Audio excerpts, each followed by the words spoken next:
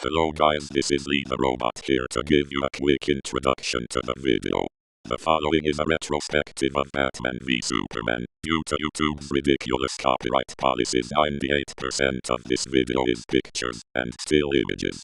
After the more than 20 attempts to get around it, we have finally decided just to say screw it and upload it without video.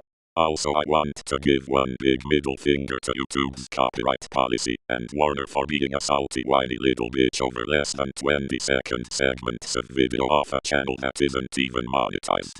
Thank you for listening and enjoy the video. With the death of the DCEU upon us, I thought it'd be a good idea to look back on the movie that started the ruin, Batman v Superman: Dawn of Justice. Holy cow, that's a mouthful. How this is going to work is I'm going to go through the entire movie, the Ultimate Edition, by the way, because it's the only way to watch it, if you ask me. It may be 3 hours, but suck it up and stop being a whiny little bitch boy, and let's get started. We open on Batman narrating a poem type thing, and honestly, this is great meme potential. Then, over the credits, we get Bruce's parents dying for the 5th millionth time, but what's different here is that it's in slow motion. God, no wonder this thing is 3 hours. Also, we get Bruce running away from the funeral intercut with it. Why the are you running, kid? Where do you plan to go? Also, real quick, I want to point out the complete missed opportunity here. They got Jeffrey Dean Morgan to play Thomas Wayne and didn't have him play the Flashpoint Batman. No offense to Keaton, but come on. This would have been perfect. So the Waynes die, and this is going to be brought up a lot. Thomas says Martha as he's dying. Okay. Just wait, dear viewer. Anyway, at the end, Bruce falls down a thing and bats carry him into light. This is Zack Snyder trying to be poetic or something, and it absolutely does not work. Hey, Christopher Nolan produced this. Wow. How much money did he lose? Okay, moving on. So we now get one of the actual good scenes of the film, and that's the Metropolis fight.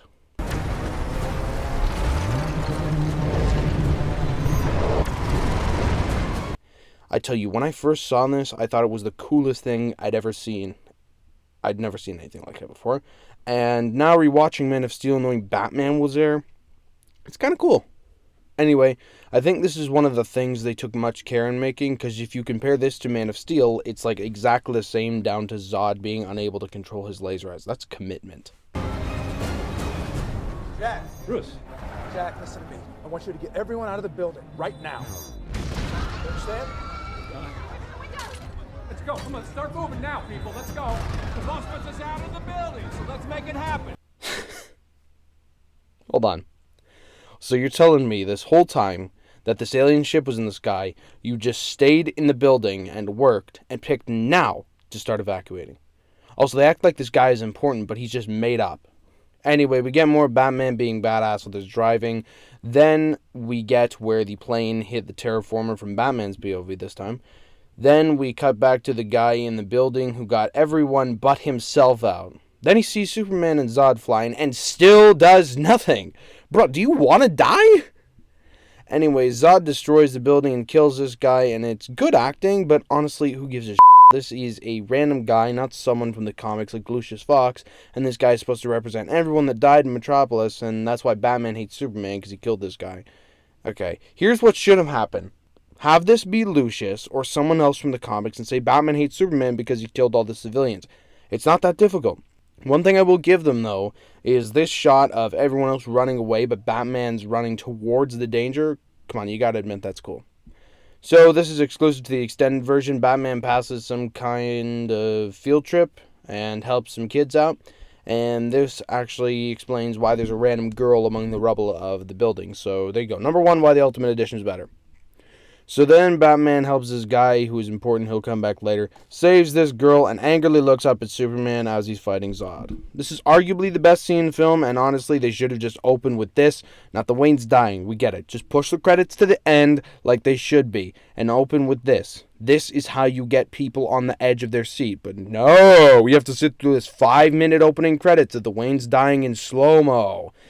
Anyway, we cut to two guys finding kryptonite in the ocean and bringing it to this guy who works for Lex. Wait, we're 10 minutes in and Superman still hasn't properly been introduced. Anyway, then we cut to Lois Lane doing super exciting journalism. And the film turns into a spy film for like 10 minutes. To sum up, I'm Jimmy Olsen. I have a camera. I'm about to die. They did not tell me the interview was with a lady. I'm not a lady, I'm a journalist. What the does that mean? You may be a journalist, but you are a lady. Right? Anyway, Lois does this interview and KG Beast just happens to be there and knows somehow that Jimmy had a device in his camera. Basically, there's too much going on. Let me sum up. The CIA is here, and for some reason, Jimmy Olsen is working for them, like, of all people, and the general guy shoots him in the face. What? What the fuck? Yeah. Jimmy Olsen, Superman's best friend from the comics, is a CIA agent and dies. That's all he does. Anyway, the CIA wants to send in a drone, but this one guy says no because they'll kill civilians, and he and his boys go try and get Lois. Wait, what film am I watching? This is a Superman film. Why the hell are we focusing on these random CIA guys? Anyway, the general guy is holding Lois hostage. Then you find out, as if it wasn't already obvious, that KG Beast and his boys were hired by Lex to kill all the soldiers and burn the bodies, then blame Superman when he shows up to save Lois. We cut back to the CIA guys in a completely unintentionally funny scene where this guy gives the finger to a drone. Inbound 2 mics. Passing Python now. Anyway, the CIA launched the missile, KG Beast and his boys escape, and finally, after 17 minutes, Superman is finally properly introduced.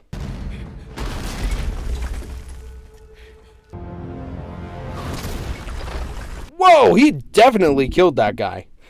Anyway, the CIA show up and see the bodies and blame Superman. Lois finds her journal and a bullet in it, and then spends the entire film trying to figure out where it came from. Lex, obviously. Did the writers just forget Lois and shove this in last minute? Because that's what it feels like. Then we cut to this lady testifying that Superman killed everyone. Obviously, Lex hired her to say the in front of the Supreme Court and Elastigirl, and I just want to say that Holly Hunter's character is kind of useless here.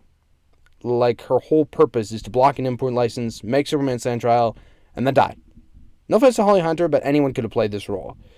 We then see two cops investigating, like, a, let's say, bad crime. And little do they know, Batman's taking care of the bad guy upstairs. Also, Batman uses a cattle iron to brand his criminals, so the inmates, hired by Lex, know who to kill in jail. If there's one thing you don't do, it's have Batman kill or be responsible for killing, or use guns. So when you show me this...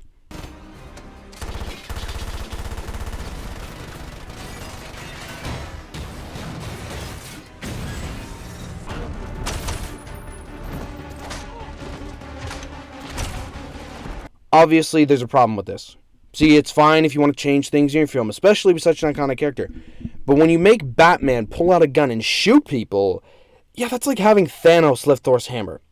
Then we see this. Hello there.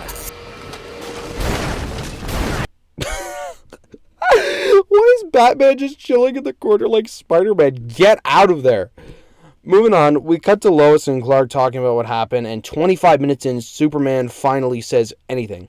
Fun fact, actually, Henry Cavill only has 42 lines. That may seem like a lot, but in a 3-hour film, that's nothing. Anyway, the whole point here is to show that Superman doesn't give two shit what the media is saying about him. Then, back to Batman. After all that BS, on top of wanting to kill Superman, he was branding that guy from before because he wants to get KG Beast, who is working for someone called the White Portuguese, that wants to bring a bomb into Gotham. Once again, this is all a ruse by Lex, and then Alfred tries to call Bruce out for branding the guy, and then goes on a whole monologue on how everything has changed because of Superman. And for the life of me, what is Alfred trying to say to Bruce? Is he trying to convince him not to kill Superman? Because if he is, it's just adding fuel. Then we are introduced to the worst part of this film, Lex Zuckerberg. True! No. No, what am I? Boys!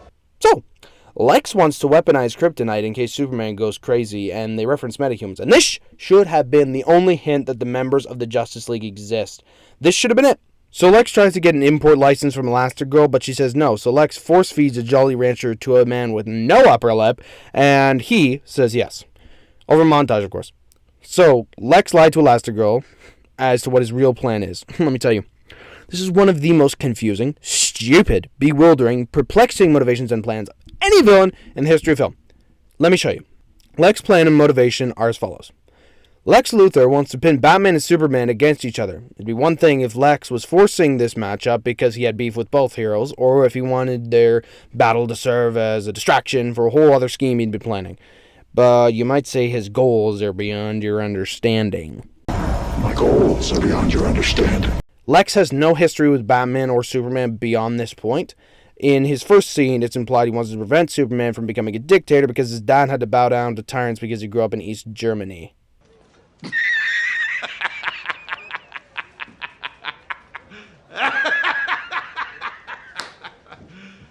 You serious? But that's super loose already. It raises tons of questions like, why does Batman need to die as well? Why does Lex want Batman and Superman to fight each other? Why does he want to create Doomsday in the first place? If he's trying to blame Superman for murdering the rebels in Africa, why does he have his men shoot them? Why does Lex blow up the Capitol building if no one actually believes Superman did it? Don't know! And he's doing it because his dad beat him? Or because he doesn't want Superman to be better than him? It's so stupid. He hires the criminals to kill the Brandon people in jail so Superman will hate Batman, and Batman already hates Superman from Metropolis. But the thing that pushes him over the edge is seeing checks with crazy handwriting. Okay. This whole thing makes no sense. It's really stupid. Then on top of all this ridiculousness, Lex FaceTimes Steppenwolf and somehow finds out the plan with the mother boxes and loses his mind more than he already has over it. Moving on. The guy Batman saved earlier lost his legs and hates Superman because he made him amputated and, spray paints the statue of Superman and gets arrested. Once again, pointless. Then we see Perry White trying to get Clark to do his job and cover football in Gotham. Instead, though, he tries to talk to the lady that testified to the court and instead talks to some insane guy who tells him about Batman. And this starts Clark investigating Batman and starting to hate him. Back to Batman in an underground fighting place, and he somehow clones KG Beast's phone. Meanwhile, Superman is trying to get Perry to cover Batman instead of doing his job and covering football, but Perry couldn't give less of a Lois then shows him the bullet that she's trying to investigate, and honestly, Perry's reaction is how I feel about this whole side plot. It's called a bullet. You shoot people with them. So Lois goes and continues with the journaling Then we get this uncomfortable scene of Lex and Elastigirl telling him no to weaponizing the kryptonite, and she tells him basically to piss in a jar, and she says he doesn't fool her. Weird illustration to use there, Elastigirl, but okay. I will give credit, though. The Devils Don't Come From Hell line is actually pretty chilling, and coupled with the score, it's great. Also, the score is awesome. Hire Hans Zimmer and Tom Holkenborg, and you get an amazing soundtrack. Then, after a dream sequence reminding everyone that Batman's mom's called Martha, Batman looks at the info from KGB's phone and is led to believe Lex is the White Portuguese. Remember that? Neither do I. So, Batman wants to break in and gather more info from Lex, but he's been invited to a charity thing at his house. So Batman does some brooding, looks at Robin's suit with Joker's writing on it, and heads to Lex's, where he sees Wonder Woman looking sus. And I just want to say what is Wonder Woman's role in this, other than trying to get the photo back from Lex and to fight Doomsday at the end? Anyway, Batman goes downstairs to plant something. Superman can hear it. Alfred in his ear, that is. Batman plants the thing, but is caught, so he's got to act drunk to get out of it. So Alfred tells him to go socialize, and Lex is still going crazy on stage after he's given a speech.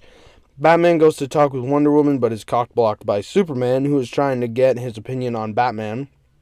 And they get into a debate over Superman, and Lex intercepts the conversation and suddenly implies that he and Batman should team up against Superman, but this doesn't go anywhere. The drive gets done processing, and Batman goes to get it, and Superman goes to follow him, but he sees a report of a burning building and goes to save the people. And Batman discovers that Wonder Woman stole it and tries to get it back, but she gets away. Then, 53 minutes in, we get a weird, unnecessary montage of a bunch of people playing themselves, questioning whether Superman should be allowed to exist without the government's supervision. And then Superman calls his mom for no reason, and then we get another pointless scene where Lois is investigating a bullet again, and Clark is not doing his job again, and after a completely unnecessary F-bomb by Keith, Lex gives him a new wheelchair that's secretly storing a bomb and bribes him to testify in court. Then the guy with the brand is shivved. Lois then still with the bullet. This takes up 45% of the plot. She goes to see Swanwick, who we later learn is Martian Manhunter in disguise, who tells her to basically off with a bullet.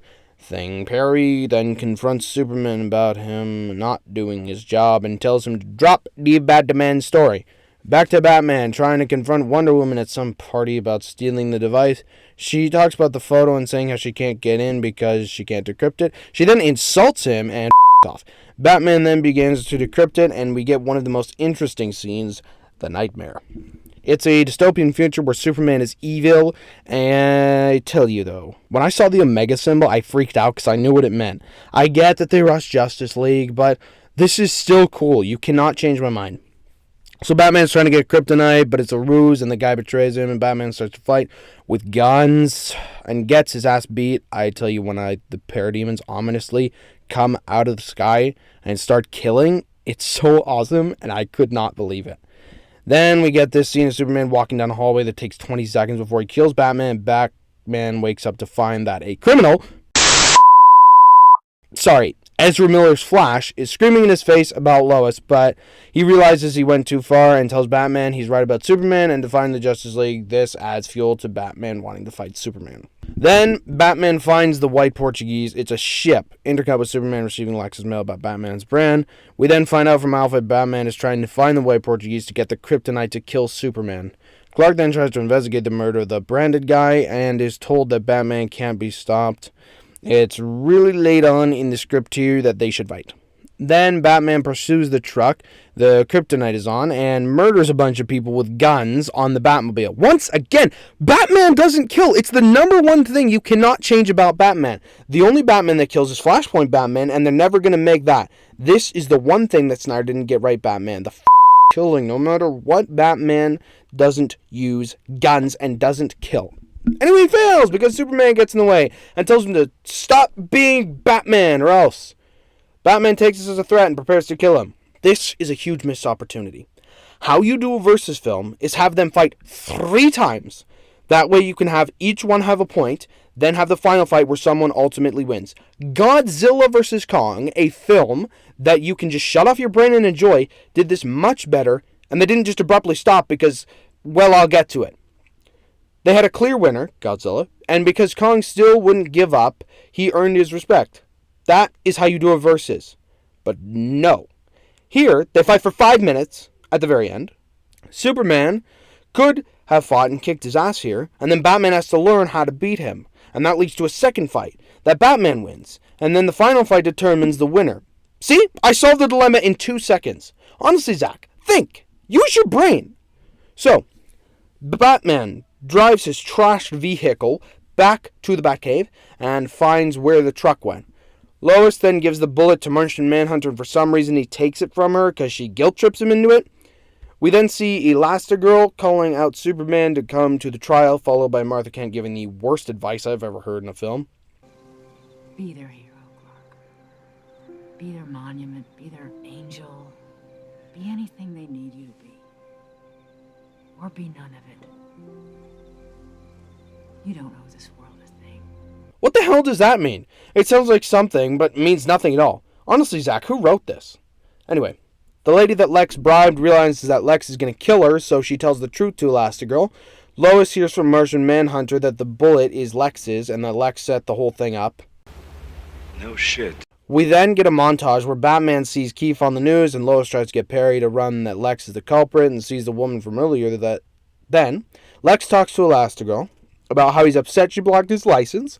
Batman then sees the checks with writing, and he gets upset, and Superman just happens to show up at the Capitol at that exact moment, and Lex threatens Elastigirl, and the woman that lied gets killed by KG Beast. Batman then sees more crazy handwriting, and this pushes him over for some reason. Then the trial happens. Elastigirl sees a pitch jar, and dies because of the bomb that somehow got past security. I guess Superman couldn't see it, but could he not hear it? Ticking? Like, too many questions again. So, Superman helps people out a bit and then sees Lois and off. This is not Superman. The real Superman would have stayed and helped every person out of that building, not fly away to be sad. Also, why would anyone with a brain think that Superman blew up the Capitol or was involved somehow? It's so stupid. Alfred then finds that Batman is gone and has stolen the kryptonite from Lex. Superman visits Lois and is depressed and gives up over one bombing. Superman doesn't just give up. Lex now accesses the Kryptonian ship to create Doomsday as a backup, which is the worst thing he could have done in case he fails, because Doomsday can't be killed, and all it knows is destroy. So what did Lex expect to happen? Doomsday kills Superman and dies? No. This is why Lex's plan makes no sense. Moving on. We get a montage of Batman sciencing and getting swole, and then he finds Wonder Woman's photo, which is just a teaser for her solo film. The Wonder Woman theme is great, though, until Tom Holkenborg ruined it in Justice League.